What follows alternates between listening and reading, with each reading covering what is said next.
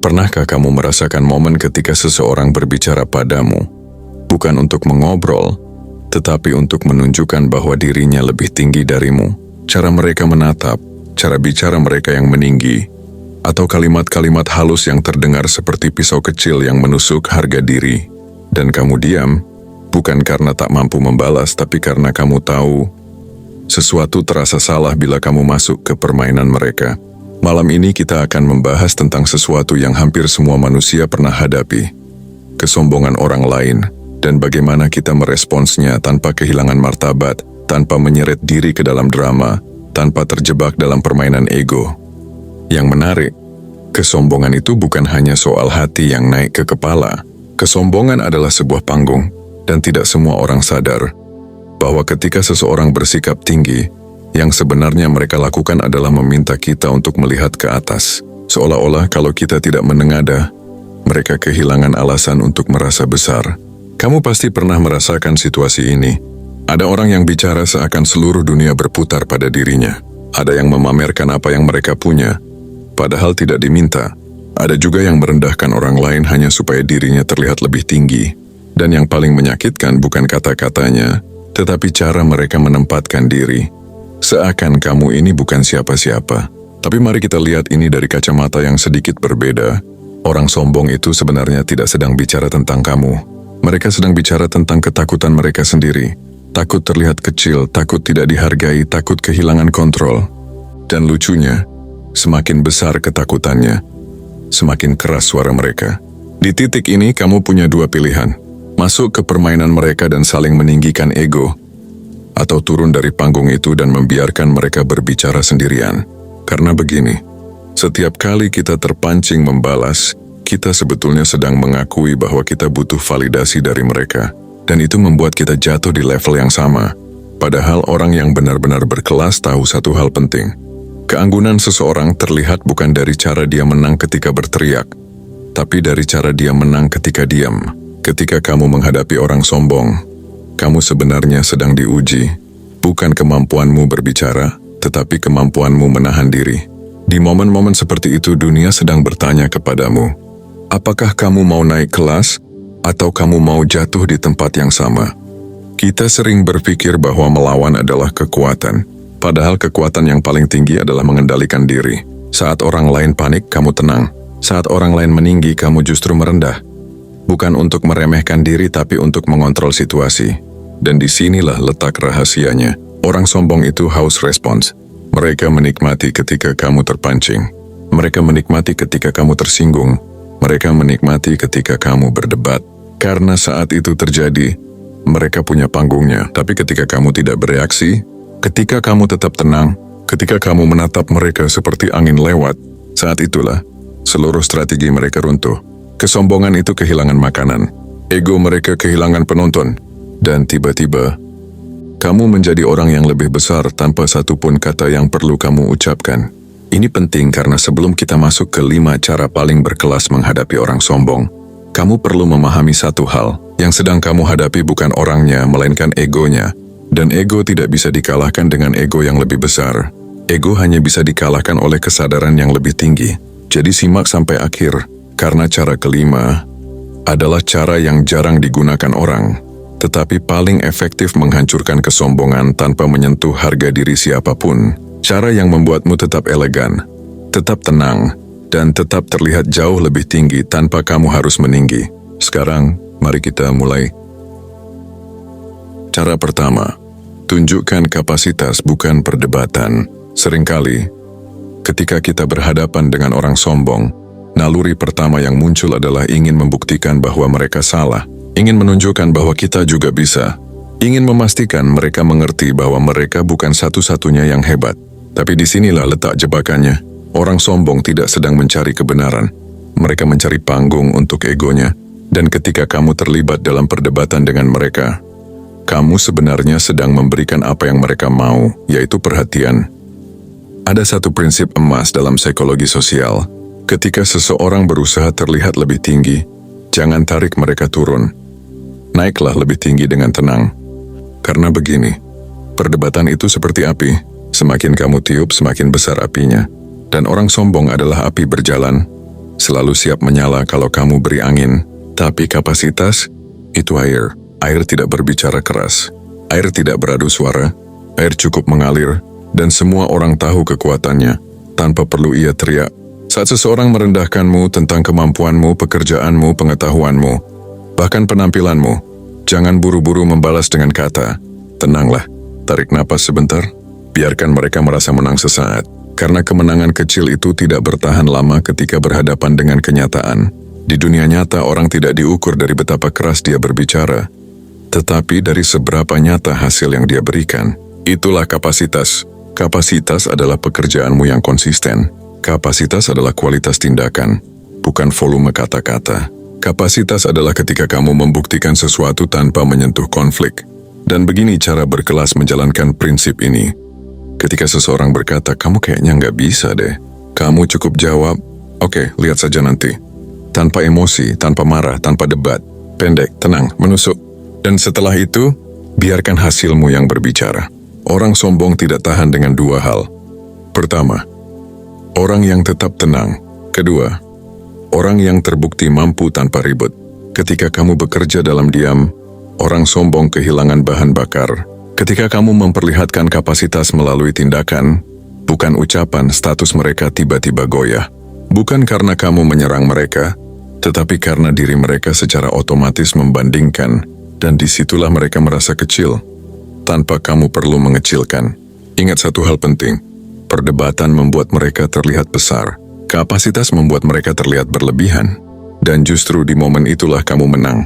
Tanpa ribut, tanpa drama, tanpa kehilangan harga diri. Cara kedua, jaga batas. Kamu tidak wajib memuaskan ego seseorang.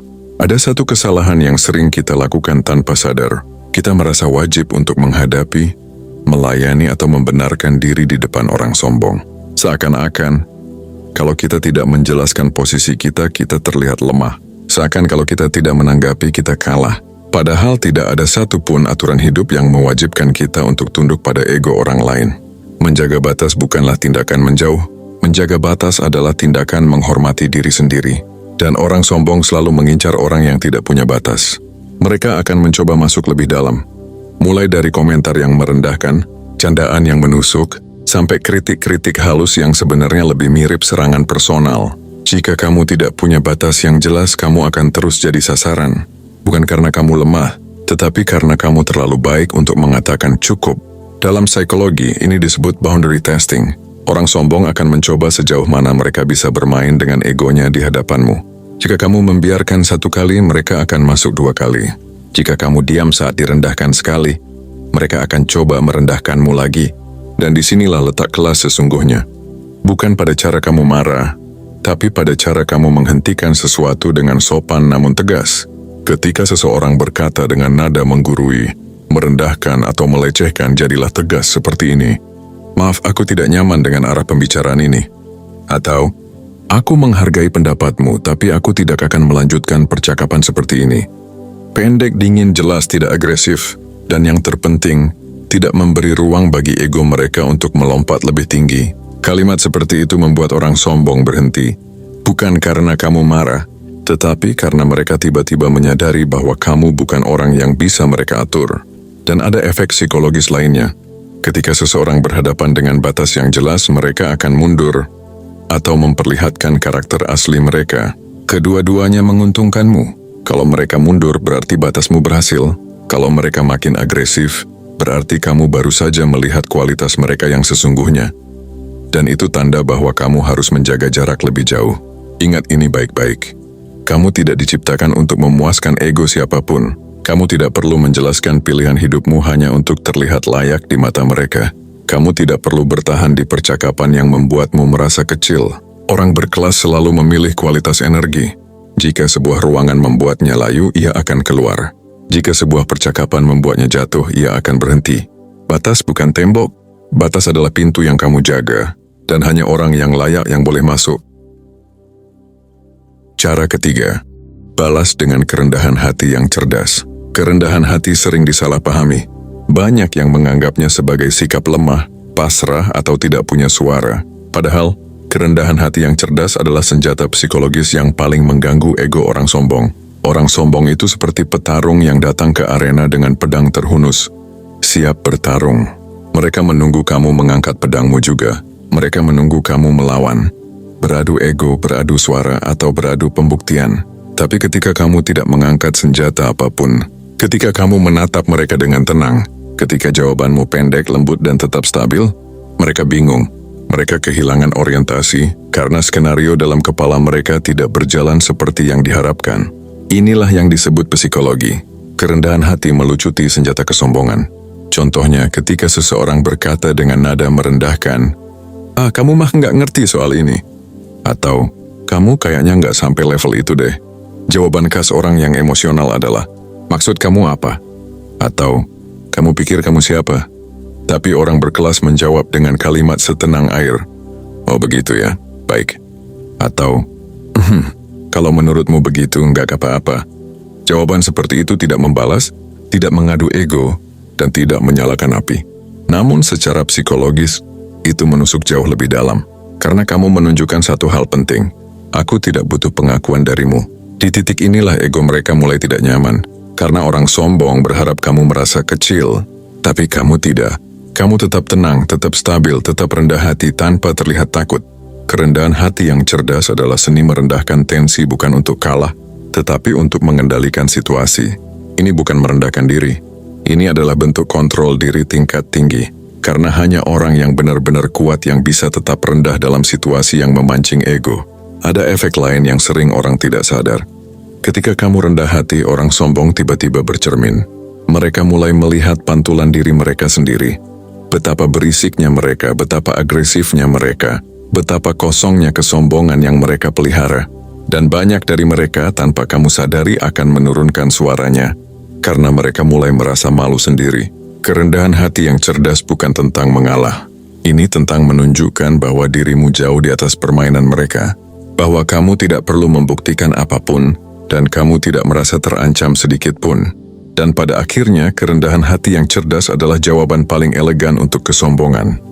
Diam, tenang, tapi sangat menyentuh sisi terdalam mereka. Cara keempat, pergi dengan elegan ketika diam tidak lagi cukup. Ada satu momen ketika menghadapi orang sombong, kamu tidak perlu lagi membalas dengan kata, tidak perlu memberi batas, bahkan tidak perlu menunjukkan kerendahan hati. Sebab ada waktu tertentu ketika kehadiranmu saja sudah terlalu mahal untuk diberikan kepada seseorang yang tidak tahu cara menghargai. Nah pada titik itu, respon paling berkelas bukan perdebatan, bukan amarah, bukan argumentasi, tetapi pergi dengan elegan. Pergi bukan tanda kekalahan, pergi adalah bentuk tertinggi dari pengendalian diri. Dan elegan, berarti kamu pergi tanpa drama, tanpa sindiran, tanpa penjelasan panjang. Kamu hanya memutuskan bahwa energi hidupmu terlalu penting untuk dihabiskan pada seseorang yang tidak bisa melihat nilainya. Dalam psikologi hubungan, ini disebut strategic withdrawal. Menarik diri dengan sadar untuk menjaga martabat dan kesehatan emosionalmu.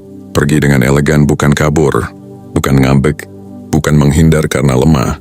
Pergi dengan elegan adalah keputusan orang kuat, orang yang sudah paham bahwa aku tidak bisa mengubah mereka, tapi aku bisa menjaga diriku. Contohnya ketika kamu berada di percakapan yang mulai toksik, penuh sindiran atau komentar merendahkan, kamu bisa berkata, maaf aku harus lanjut pekerjaan. Oke, aku pamit dulu. Sepertinya aku perlu pergi dulu. Pendek, halus, dingin tanpa emosi.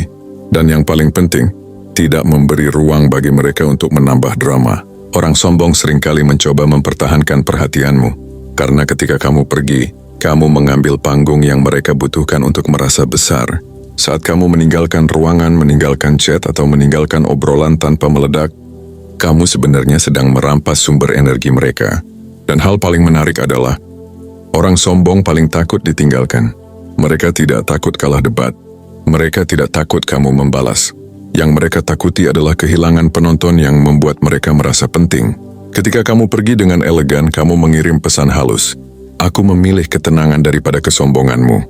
Dan tanpa sadar kamu membuat mereka melihat dirinya sendiri. Betapa sepinya seseorang yang hanya bisa merasa tinggi ketika ada orang lain yang direndahkan. Pergi adalah kemenangan paling senyap. Tidak ada tepuk tangan. Tidak ada sorakan. Tidak ada pengakuan dari mereka. Tapi di dalam dirimu kamu tahu. Kamu baru saja memenangkan pertempuran terbesar. Bukan melawan mereka, tapi melawan dorongan egomu sendiri untuk membalas. Sebab orang berkelas tidak pernah bertarung di tempat yang tidak selevel. Mereka hanya tersenyum, berdiri, dan berjalan pergi dengan elegan. Cara kelima, biarkan hasilmu bicara. Penyesalan paling senyap. Di dunia ini tidak ada hukuman yang lebih tajam bagi orang sombong selain satu hal. Kamu sukses tanpa mereka, tanpa membalas, tanpa memperdebatkan, tanpa memohon pengakuan, tanpa menunjukkan bahwa kamu tersinggung. Karena kesombongan itu tumbuh dari satu kebutuhan untuk merasa lebih tinggi dari orang tertentu. Dan ketika orang yang diabaikan, diremehkan, atau dianggap biasa-biasa saja justru naik level, itu meruntuhkan seluruh konstruksi ego mereka. Inilah paradoksnya. Orang sombong baru benar-benar merasakan pukulan ketika kamu tidak memukul balik. Kita hidup di dunia yang ramai dengan suara. Semua orang ingin menjelaskan dirinya, membuktikan dirinya, memperlihatkan dirinya. Tapi kamu mengambil jalan lain, jalan diam yang bekerja. Hasilmu adalah jawaban yang tidak bisa dibantah. Hasilmu adalah balasan yang tidak bisa diputarbalikkan. Hasilmu adalah cermin yang membuat mereka melihat siapa yang benar-benar sudah bergerak dan siapa yang hanya berisik. Bayangkan ini, seseorang pernah meremehkanmu, merendahkan kemampuanmu atau mengatakan bahwa kamu tidak akan bisa mencapai sesuatu. Saat itu kamu tinggal diam, tidak marah, tidak ribut, tidak drama. Lalu waktu berjalan dan perlahan hasil-hasilmu mulai muncul.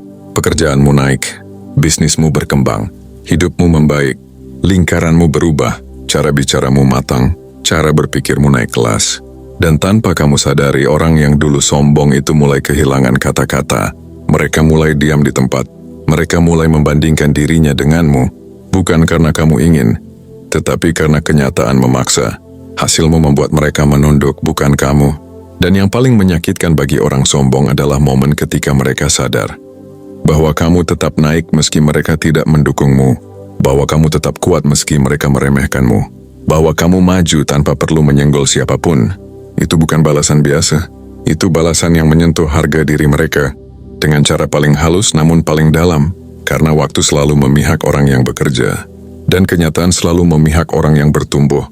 Orang sombong hanya menang hari ini, tapi kamu dengan kerja senyapmu menang besok dan lusa dan seterusnya. Ingat satu kalimat sederhana. Orang sombong berbicara duluan. Orang berkelas dibicarakan belakangan.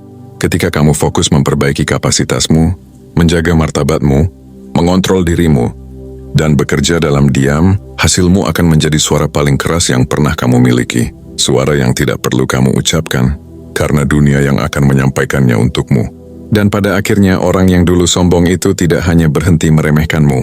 Banyak dari mereka akan diam-diam menyesal, bukan karena kamu membalas, tapi karena kamu tidak membalas dan tetap jauh melampaui. Pada akhirnya perjalanan memahami bagaimana menghadapi isi hati manusia bukanlah tentang menang atau kalah. Bukan tentang siapa yang paling benar, siapa yang paling menderita, atau siapa yang paling perlu dibuktikan nilai dirinya. Semua kembali pada satu hal sederhana.